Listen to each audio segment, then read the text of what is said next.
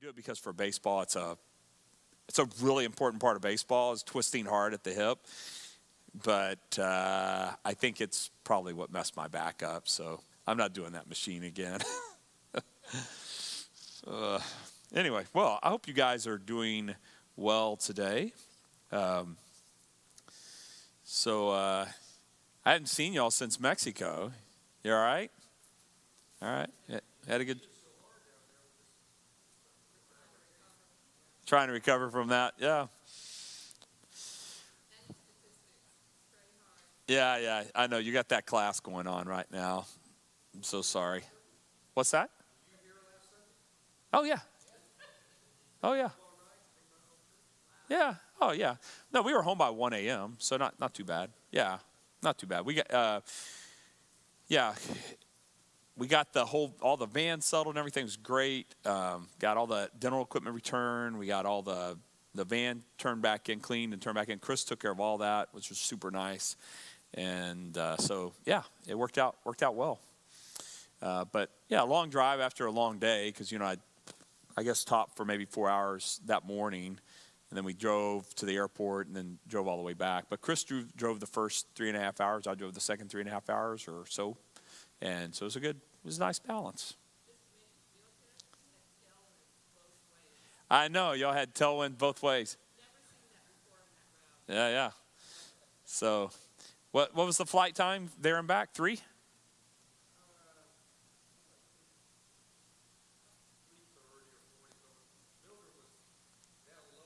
Uh-huh.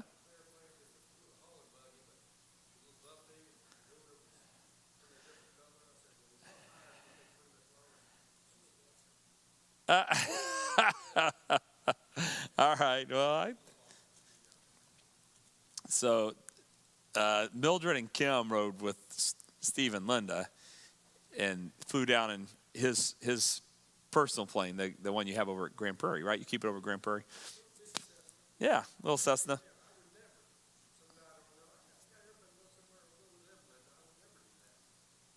Yeah. No, that's awesome. So that was fun. That was fun for them. Really cool. And Chris and I drove down there on Wednesday and back Saturday night. And that's a good trip, though. Yeah. I taught for about 17 hours, I figure, in the 3 days. And then Mildred did 1-hour sessions each day and were riveting. Like, they were really paying attention to her. It was great. And, so the trip to Myanmar, I'm buying my plane tickets this week. But, I didn't want to go to Myanmar and not have something else to do. Like, if I could parlay it into a second stop is what I wanted to do. And I want to go to Nagaland was what I was planning on doing. And when I emailed Ketoshe, he's like, can you come mid-December? It's like, no, I cannot come mid-December because of his schedule. He's got something on his schedule in January. So I was like, you know what? I haven't talked to Watto in a while. It's been almost 2 years. So he's or a year and a half. I mean, I've communicated with him some, but it's last time I taught was a year and a half ago. I taught the book of Romans in January of 2022. And I did it live in here. Y'all remember that? It was crazy. Every night I'd come in here and teach for 3.5 hours. Because of the time difference, it'd be from like 9 to 12:30 every night. Huh? Well, it was Sunday night here because it was Monday there. So I'd preach all day long here, and then on Sundays were hard. Monday through Thursday wasn't bad, but Sundays were hard because I would preach and teach 5 times and then taught for 3.5 hours after through the book of Romans. But that was the last time I taught, but we did it we used Microsoft Teams. We did it that way. So that was good. That was fine. But I messaged Watto, and I just said, hey, I'm going to be in the area. Is there anything I can do? He goes, come teach. I go, well, I'm doing Ephesians in Myanmar from here to here. He goes, come do a 4-day session with our graduate students at the seminary. Do Friday, Saturday. We'll take Sunday off, Monday, Tuesday. And then you can fly back out Wednesday. I was like, okay. So now I'm going to go back to the Karen refugees in Thailand. And there's a seminary there, which crazy. Someone gave them the land, but our church funded the construction. I don't know if you remember this.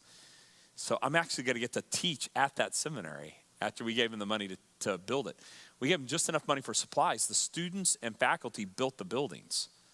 So we gave them just enough for the bricks and stuff like that. Some person in Thailand donated the land to them, though, to start this seminary. What was happening is they were graduating out of the refugee camp from the Bible college there. There's a Bible college with 500 students in it in the refugee camp at Mela. Mela has 60,000 people. They're Karen people who are refugees out of Myanmar. And there's 290,000 of them spread across a series of refugee camps, but the biggest is Mela camp. And I've been in Mela a couple times. It is hard, painful world, but it's also in some ways a really beautiful world. It's hard to describe. I mean, there's aspects of it that's just amazing. The students there, by the way, love music, and they're really good at it. And they were going to have a choir competition, right after we left last time. So at night, the choirs were practicing. And so they're doing Handel's Messiah at night with these choirs. You could hear them do, like the portions of Handel's Messiah.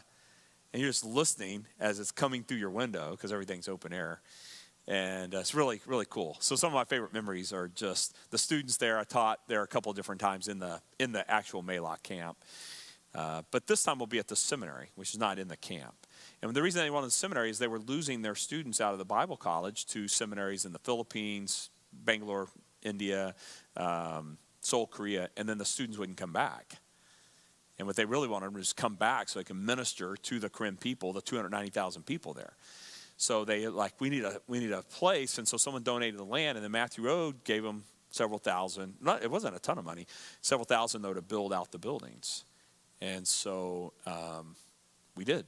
That's what they did. They built them out. So this will be our first chance to go to that building since they built it out right before COVID, or right after COVID, right before COVID or during COVID. So that's cool. So I'm gonna fly from Myanmar to Mae Sot, Thailand, and it's just a 40-minute drive to the seminary, and then teach for 2 days, take a Sunday off, teach for 2 days, and then I'll jump on a plane back to Bangkok and then back to the U.S. It looks like to me flight is 1:10 a.m. on Thursday the 11th is the best flight for me. Round trip, $1,700 out of Bangkok. It's a pretty good deal. I'm going to jump on that, and I have to leave Christmas Day to do it, but it's all right. Save a little money. So yeah. So that's kind of the plan. And then I'm going to do Ephesians in both places. Then Wasteka. I think we're going to go back to Wasteka, me and Ruben. We haven't been to Wasteka in 15 years. We're going to go back to Wasteka. And we're going to teach the book of Ephesians there, second week of May. And then we'll go back to Rio Bravo at the end of July and hopefully do something there. I don't know what. We said book of Revelation.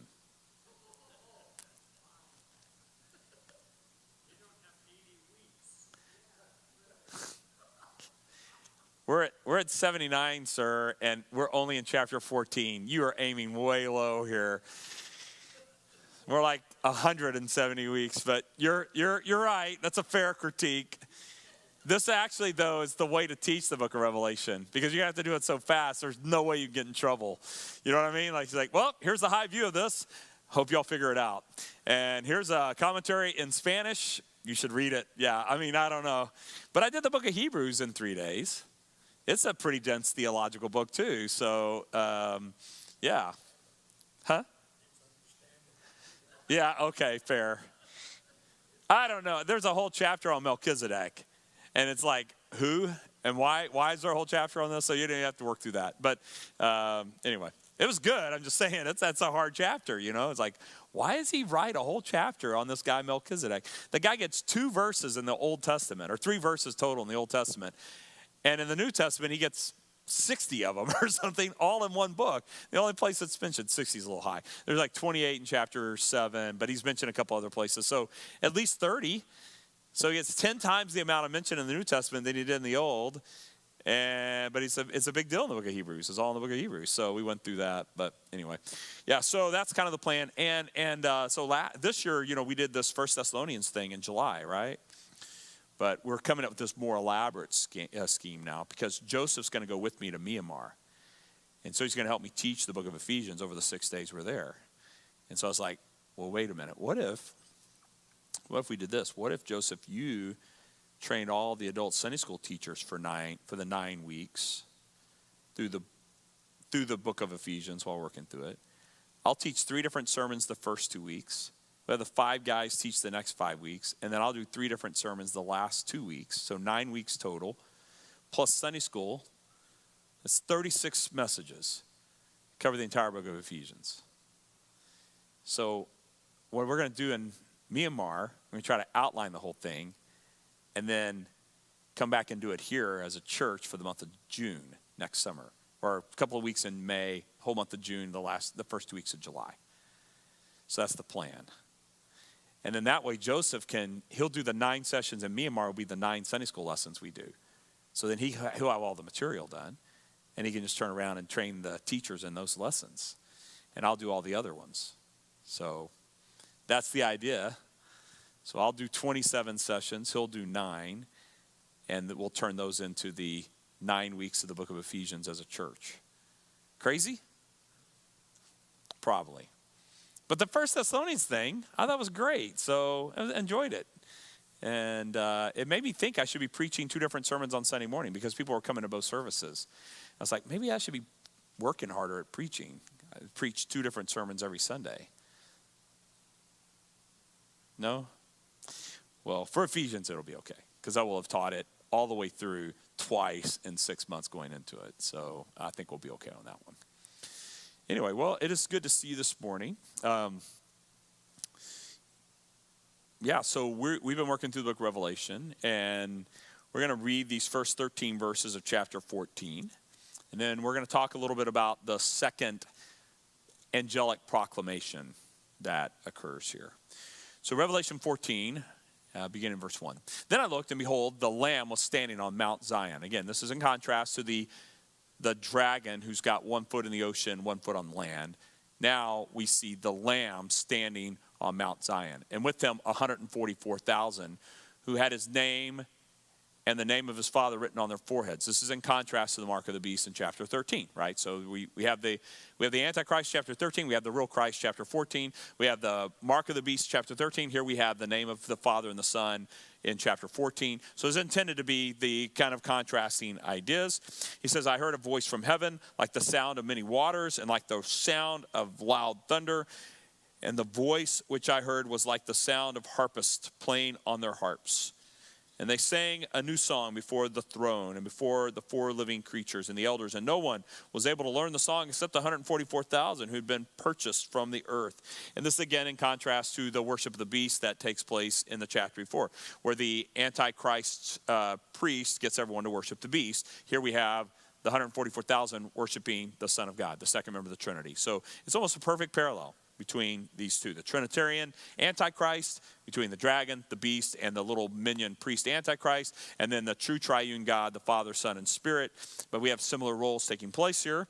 It says these 144,000 are the ones who have not defiled themselves with women. So we have 144,000 celibate people who basically have committed themselves to gospel reach, gospel living. They're not going to get married. This reminds me, by the way, a little bit of, you remember in 1 Corinthians, Paul says, hey, it's better not to marry. And this has brought a lot of question, like, well, should everyone be single? But the context of 1 Corinthians is that, which, by the way, if someone decides to be single, that's fine. I mean, Paul said, like, it's just as noble as being married. So no problem with that. But in 1 Corinthians in particular, I think the reason for the emphasis there is there was persecution broke out. And Paul's like, hey, get married. It's going to be hard. She just got married to him, and he's in jail. Or he's been killed even.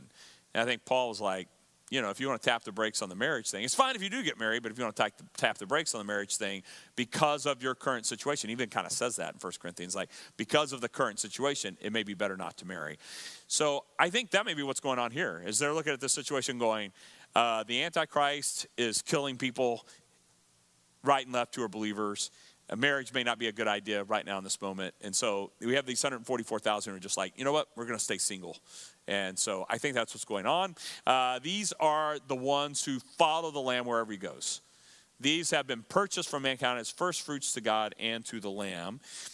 And, you might remember, too, the 144,000 matches the number we saw earlier, right, in the book of Revelation, where 12,000 from each tribe. Remember that? This whole kind of Jewish representation that's there and what all that meant.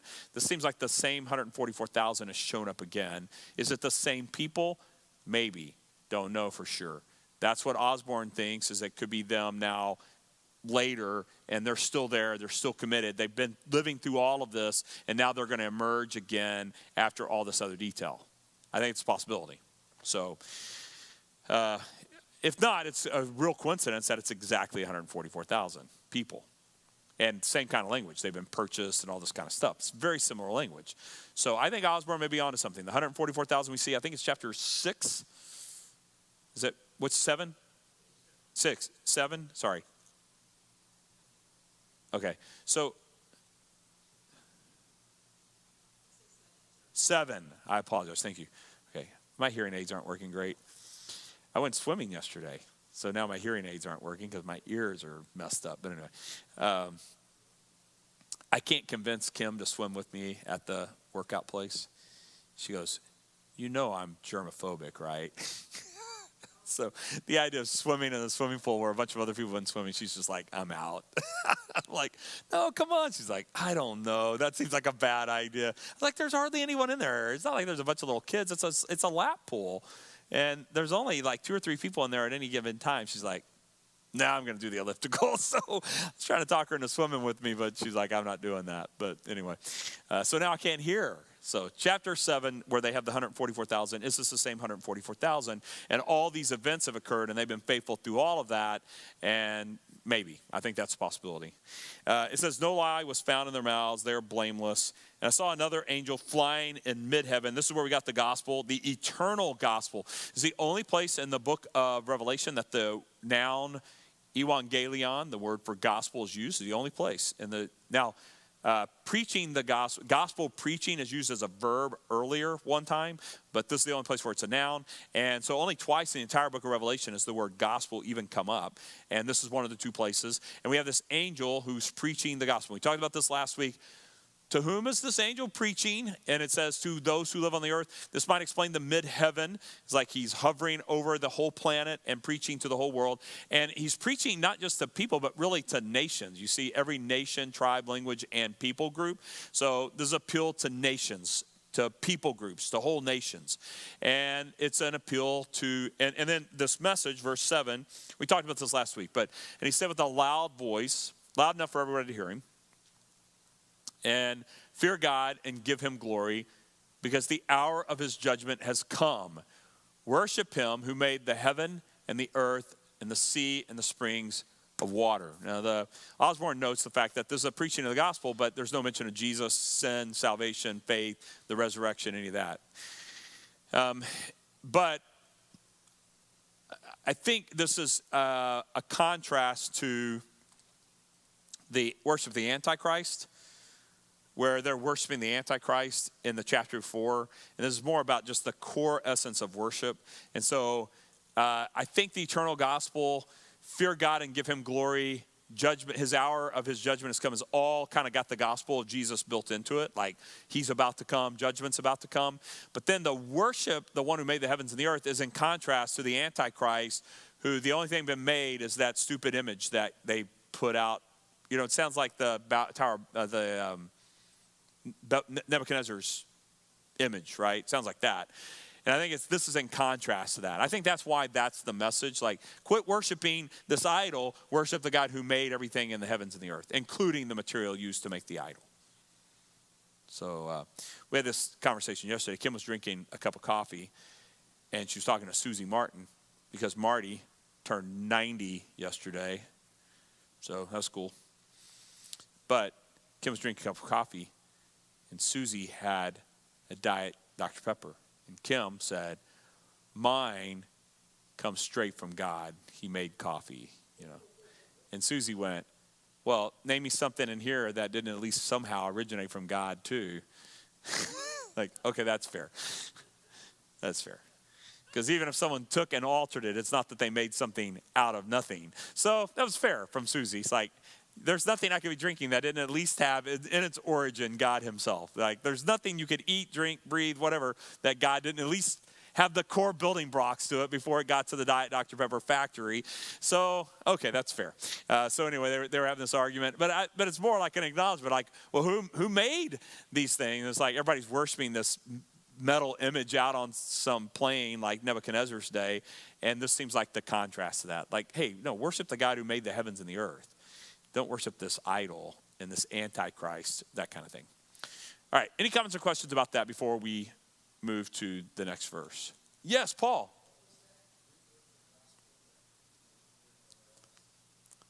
Only one other place, I think it might have been chapter 7 also with reference to 7 and 4. I'm trying to remember where Osborne said the other occurrence was. There's one other occurrence of gospel. I want to say it was chapter 7, 6 or 7, but early in the gospel, and it's used as a verb, though, preaching the gospel or proclaiming the gospel. Here it's a noun, the eternal evangelion, the eternal gospel message. Ironically, evangelion means good angel. The little EU, like eulogy that occurs for eulogy, logos, good word.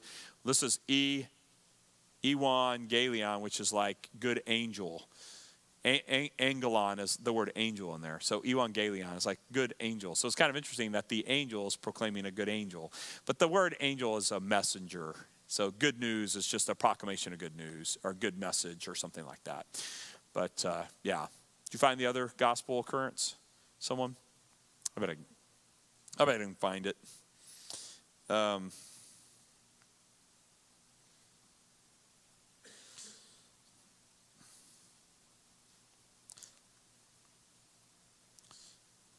right, let's see. I think I got it right here. Bible Gateway is amazing, isn't it? Like you can just, in 2 seconds, look up every occurrence of every word. If you type in some word and it will pull up, well, there's 822 occurrences of that one. Like the word Lord or something like that. It would open up quite a few options. Oh, man, there's more occurrences of gospel than I even thought. All right.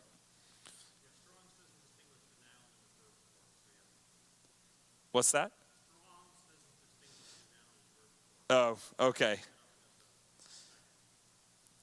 Well, let's see if it pulls up on here. Revelation, nope, it doesn't show it.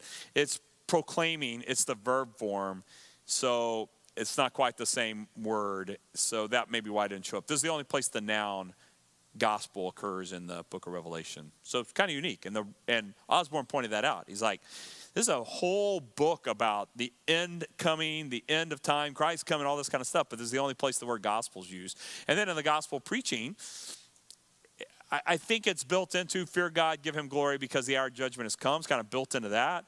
But that's not a big gospel message in terms of Jesus, the Son of God. He died, rose again from the dead. I think it's just built into that. But, all right. Any comments or questions about that? Yes, sir.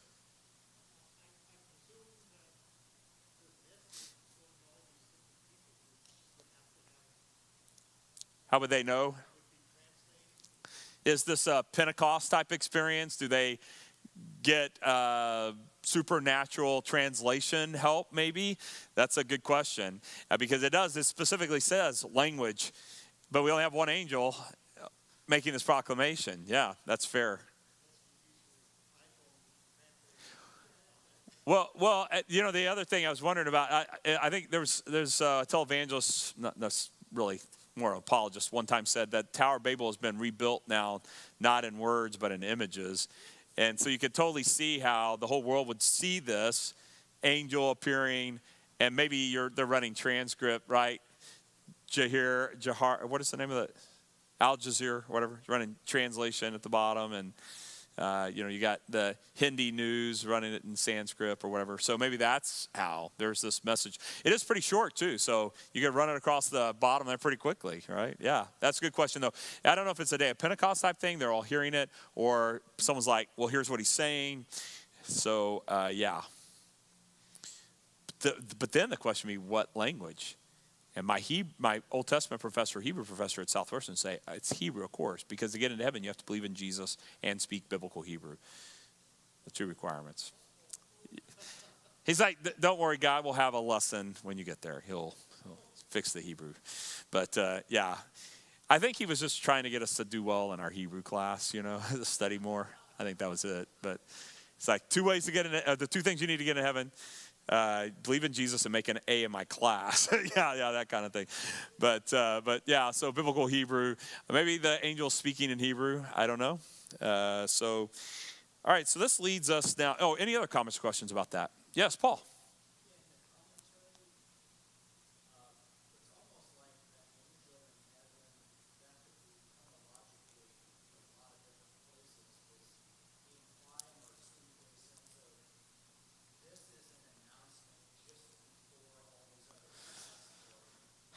Well, in fact, I think so, because verse 8 uses the polyptic aorist, because this guy loves that word polyptic, meaning it hasn't happened yet, but it's so sure I'm going to talk as if it has.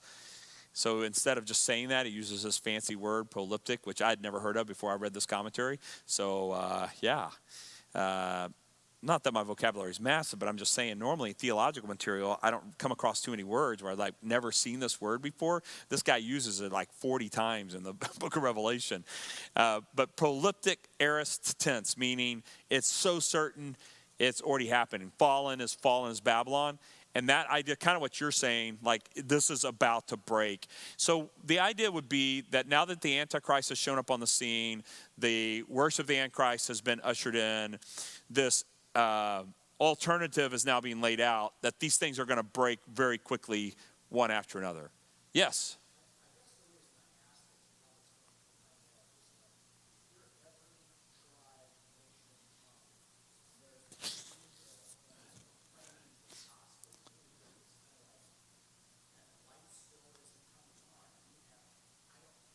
Yeah. So I think, first of all, we got to acknowledge that if the book of Revelation is lots of figurative language, but point to actual events at some level. Like I think all of us would acknowledge some of this is symbolic. There's no way this is all literal. It's impossible. Some of these things just don't work as literal. But symbolisms in the Bible, tend to point to reality. So if this is real type cataclysmic events and those kind of things, I've thought about this, like an angel proclaiming in heaven after all the other things that have happened. People may be like, what do I do with this piece of information? Because they've already seen so much, already experienced so much. So that people who are predisposed to, I think the book of Revelation is God's word. I think some of the stuff I'm seeing looks like this stuff is just absolutely unfolding in our lifetime, would then see that angel and go, this is that, right? And connect the dots. Which is why I've told you guys this before. Any person who goes, hey, I think Revelation chapter 9 just happened in Russia, it's on the front page news, I'm like, no, because I'm not going to need you, some obscure preacher in some random place, to explain to me this just happened. I think this stuff's going to be, all going to be obvious. I think for the believer, we're going to be like, whoa, like that's it. But for the unbeliever, there's so many other things going on that they're not filtering it through this. And the hardness of the heart and the influence of the Antichrist, the devil and his minions, his two minions, prevent that proclamation. They have to make a decision now between that proclamation in chapter 13 and you actually get to go buy some bread and milk. Right? We see in John chapter 12 this morning in the sermon that the Pharisees think Jesus is truly the Messiah, but they're unwilling to follow after him because they don't want to get kicked out of the synagogue. And we hear that and just go, that is a really short-sighted approach to life. Like, you're worried about getting kicked out of the synagogue and not out of heaven? Like, it seems like someone needs to sit down and have some risk management conversations with people, like think through this, But that pressure, that immediate pressure, and I think that's what's going on here. The immediate pressure, you can't trade, you can't, all the systems are tied up in this. And so short-term desires will have a deafening effect on long-term realities. I think that's what's going on. If, again, this is futuristic. Again, we get into this. Like some people think this is all preterism, and it happened in 70 AD. But again, you would have to totally figurative on this angel, on things like that, because there's zero evidence historically on several of the things in the book of Revelation that happened in 70 AD. Some of the things sound parallel, but there's a lot of things that don't. So that's why I told you guys I'm a typological preterist. I see some parallels between it and 70 AD, but I think they're just typological of what's going to ultimately happen. The destruction of Jerusalem in 70 AD is a real deal. Jesus described it in the Olivet Discourse. 70 AD happened, and it was horrific and bad. And that is a microcosm of the global disaster that will take place at the end of time, is my view. I may be wrong. We've talked about this. Like, you got to have a lot of grace on these things. There are people who died in the wool post-millennial and died in the wool preterist. And I have respect for them. I think they make some good cases for it. But the Olivet Discourse and R.T. Francis commentary on the Gospel of Matthew and the New International Commentary on the New Testament has had the biggest influence on my thinking through this, because he split the Olivet Discourse into the two questions. And that saved me, because Jesus answers two different questions. When will these stones all be removed, and when will you come back? And he answers both questions without implying they're occurring at the same time. And this meant this generation will not pass away before these things happen. Works, because before 70 AD, Jerusalem's destroyed. But then about the coming of the Son of Man, no one will know the time or the hour, that kind of thing happens second. In other words, it's not part of the 70 AD destruction. And so that has been very influential on my thinking about this. So that's why I think the book of Revelation, written 25 years after the destruction of Jerusalem, while he's writing it, uses language that sounds a bit like the Olivet Discourse and sounds a bit like the destruction of Jerusalem, because the ultimate challenge between God, good and evil in the final days will look a lot like that microcosm of that event in Jerusalem in 70 AD. I don't know. That's my take on it, and I could be 100% wrong. I'm also not a pre-tribulational rapture guy. I could be wrong about that too. If that turns out right, I've told you guys, you make fun of me all the way on our way up to see Jesus. I'll be okay with that. But if that view of pre-tribulational rapture is wrong, there's a whole generation of evangelical churches in America set up for a tough 7 years because they weren't prepared for it. And I've told you before, this is why Corrie ten Boom said that the pre-tribulational rapture is one of the worst doctrines that has ever been perpetrated on the church. Well, she had some perspective on that, because she went through Nazi concentration camp for whatever number of years after her arrest and all those kinds of things. And she's like, you got to be ready for suffering. You got to be ready for the challenges here. So I'd prefer be ready and be wrong about it. And it's like, oh, there really was a rapture. Though Rusty and I, who's student minister here, we used to say, you get whatever end times you believe in. So if you're pre-tribulation rapture, you get raptured. If you're mid-trib, you get raptured. If you're post-trib, you get raptured. You just give whatever you believe. I was like, no, that doesn't work. That's not going to work out. That can't be that. He and I would joke about that, though, because we were so adamant about it. And so anyway. All right. Yeah, so we have this preaching taking place. But I do think there's a stupor that has fallen over all of humanity. And the reason they don't believe, despite this obvious message, is that their basic daily lives depend on staying loyal to the Antichrist. If they don't stay loyal to the Antichrist, they don't keep the mark of the beast on their hands and foreheads. If they try to take the mark of the Father and the Son, they'll be cast out of social circles, trade. It could lead to a lot of trouble. Yes, Paul.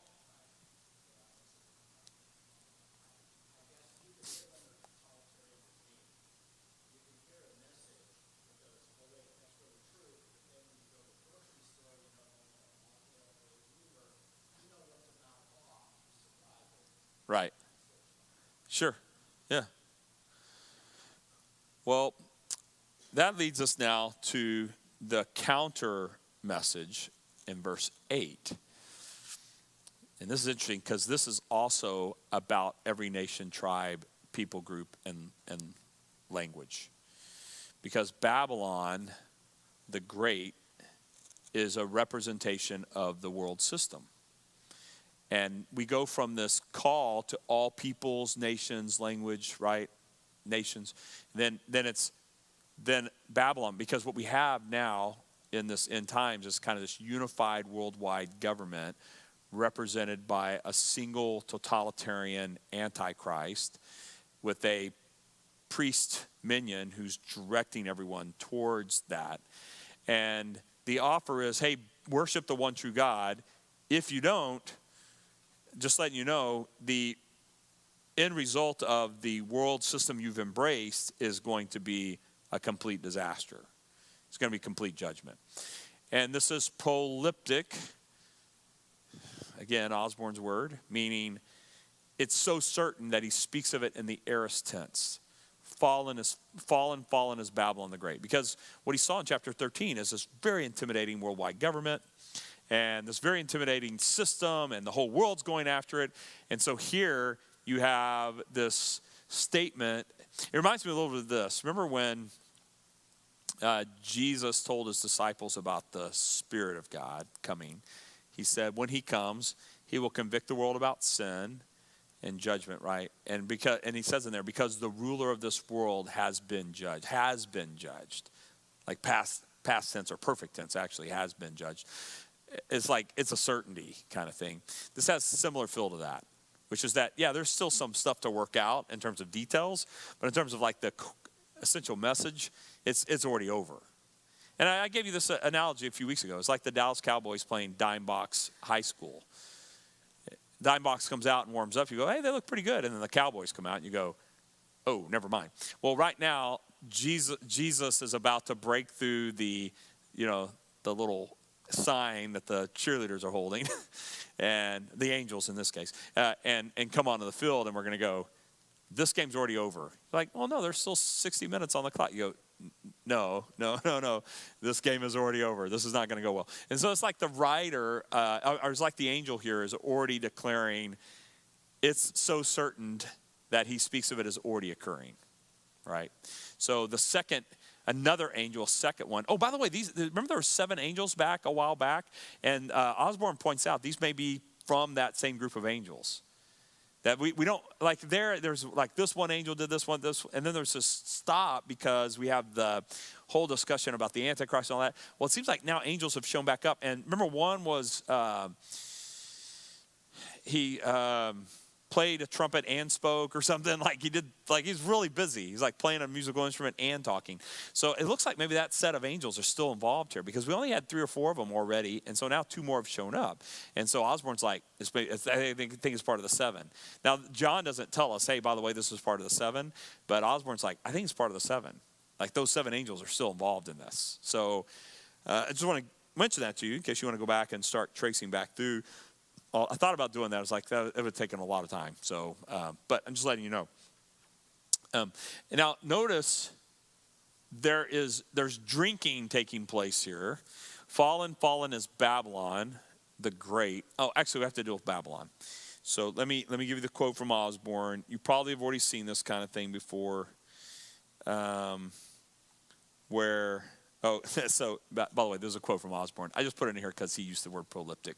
So like, he loves this word, A proleptic aorist that stresses the absolute certainty of the coming destruction. So that's the word of the day, proleptic. All right, so Osborne says this. In like fashion, Rome, the Babylon of John's day, was about to meet its maker due to its own hubris and high crimes. The use of the epithet Babylon for Rome was somewhat common because, like Babylon, Rome also conquered Israel and destroyed its temple, as well as led the world into immorality. Now, here's the only thing about that. This only works if this is after 70 AD. Because the Babylon references to Rome do not take place until after Rome destroys the temple in 70 AD. It was the same thing the Babylonians did. Remember? Babylonians come 605 BC. Well, really 586 BC. They come in 605 BC. They take Daniel, Shadrach, Meshach, and Abednego, that kind of thing. They come back 586 BC, completely destroy the temple, toss every stone into the Kidron Valley. There's still garbage in the Kidron Valley. Archaeologists will be like, yeah, we should probably try to dig that up at some point. Like, it's still a mound of garbage from that destruction from Babylon when they came, 586 BC. So the reason Rome was referred to as Babylon was Rome did the same thing. City of Jerusalem's completely destroyed, temples destroyed, just like Babylon did.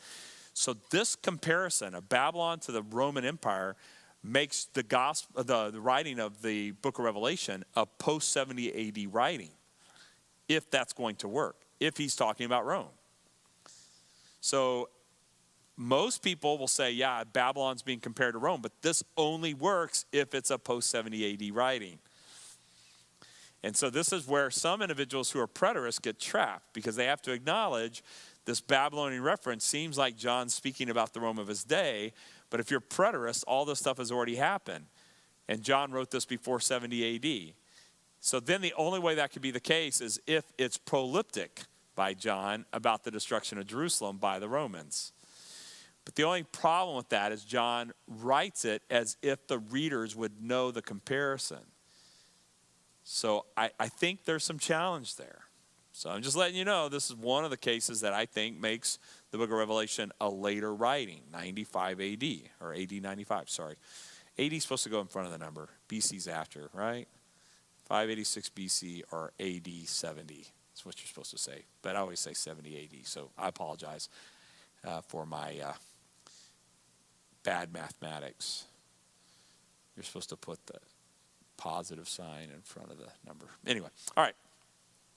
So, sorry, Linda, I didn't mean to bring up math. I know it's a sore subject at the moment, so poor Linda. She's taking a stat class right now. She's like, how's this regression analysis work? I'm like, you're asking me, don't ask me that on a mission trip. I want the fear of the Lord in my life, but not by that. Anyway, yeah, so I'm like, what are they trying to say here? I'm looking up stuff online real quick. Like, what is this error regression gap? I had to look that thing up. Yeah.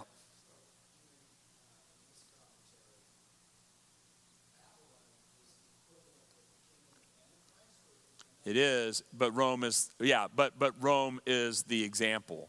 Now, I don't know if you ask John whether he viewed these things maybe happening soon, because remember, he keeps getting told, these things will take place soon, that kind of thing. But so whether John viewed this as some future event where Israel will coalesce, Rome will make one final assault. But the idea is that Babylon is really a Rome-type government that is involved in this.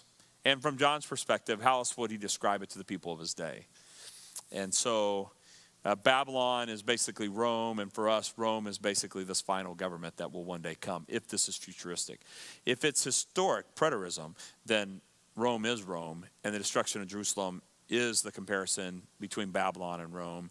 And John is writing this in 65 AD, and he sees proleptically what's about to take place. See, I'm using it in a sentence now. Use it in a sentence. That's how you know you get the word down. If it's a word of the day, it doesn't help unless you use it in a sentence. So you have to use it in a sentence.